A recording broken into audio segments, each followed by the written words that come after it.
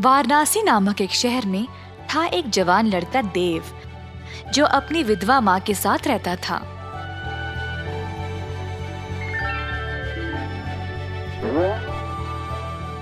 उनकी थी 1 एकड़ की जमीन, जिसमें वह काम करके अपनी रोजी रोटी कमाते थे।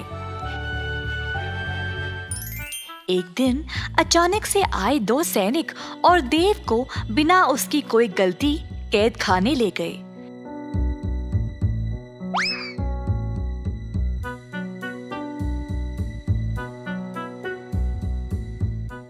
देव की माँ ने सैनिकों से बहुत भीख मांगा, पर उन्होंने उनकी बात नहीं सुनी और उसको कैद खाना ले गए।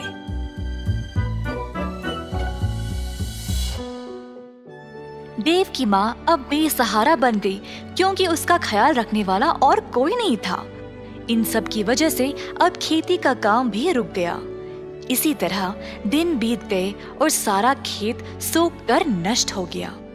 कमाने का उनका यही जरिया था और अब माँ के पास कोई खाना भी नहीं बचा।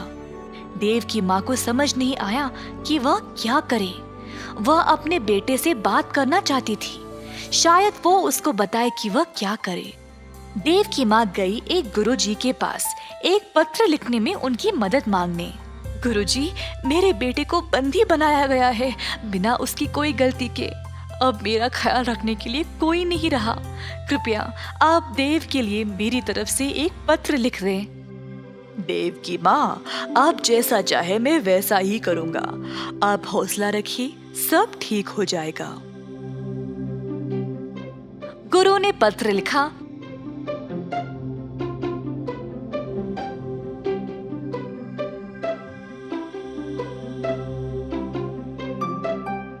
और फिर देव की माँ उसको कैद खाना ले गई। दरवाजे पर पहरेदार ने माँ को रोका। कौन हो तुम? मैं ये पत्र अपने बेटे देव को देना चाहती हूँ। आपको अंदर जाने की आवश्यकता नहीं है, इस पत्र को उस डिब्बे में डाल दो। देव की माँ ने वैसा ही किया और वहाँ से चली गई। कैद खाने पर जो भी खाना, पत्र या तोहफे आते थे, पहले पहरेदार उनको जांचते थे और तब ही कैदियों तक पहुंचाते। इसी तरह देव की माँ का पत्र भी पहले पहरेदार ने जांचा और फिर देव तक पहुंचाया।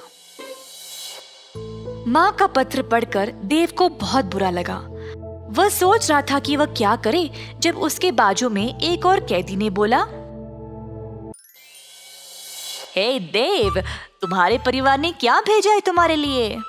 कुछ नहीं भाई, बस ये पत्र है। मेरी पत्नी ने मेरे लिए मेरा मनपसंद केक भेजा है, पर इन पहरेदारों ने तो इनको पूरा खराब कर दिया। तो हमें जो भी मिलता है, हर एक चीज की जांच होती है क्या? हाँ जी भाई साहब। देव को इस बारे में पता लगने के बाद उसने वापस अपनी माँ को एक पत्र लिखा। पहरेदार एक एक करके पत्र पढ़ते गए, जब एक पहरेदार ने बोला, हे, देखो इस पत्र में क्या लिखा है। क्या है, जरा दो इधर। पहरेदार ने फिर जोर से पत्र को पढ़ा। मैया, आप मेरी चिंता ना करें। बहुत साल पहले बापू ने हमारे खेत में एक मटका छुपाया था, जिसमें बहुत सारा सोना और खजाना रखा है। आप उस मटके को खोद निकालो और फिर उस धन से आपकी सारी परेशानी समाप्त हो जाएगी। अच्छा, चलो भाई, जल्दी जाकर इस खजाने को ढूंढ निकाले। दोनों पहरेदार लालची बन गए और देव के खेत पर जाकर जमीन खोदने लगे।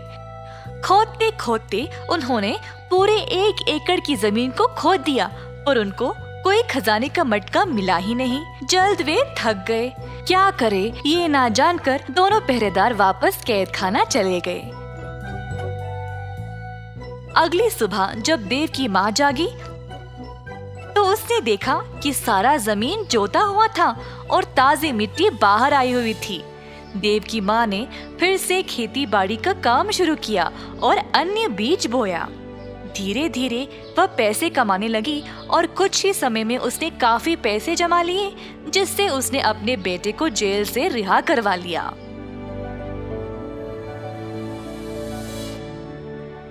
अगर मन से कोई चीज चाहिए होती है तो उसको पाने के लिए कोई ना कोई रास्ता निकल आता है।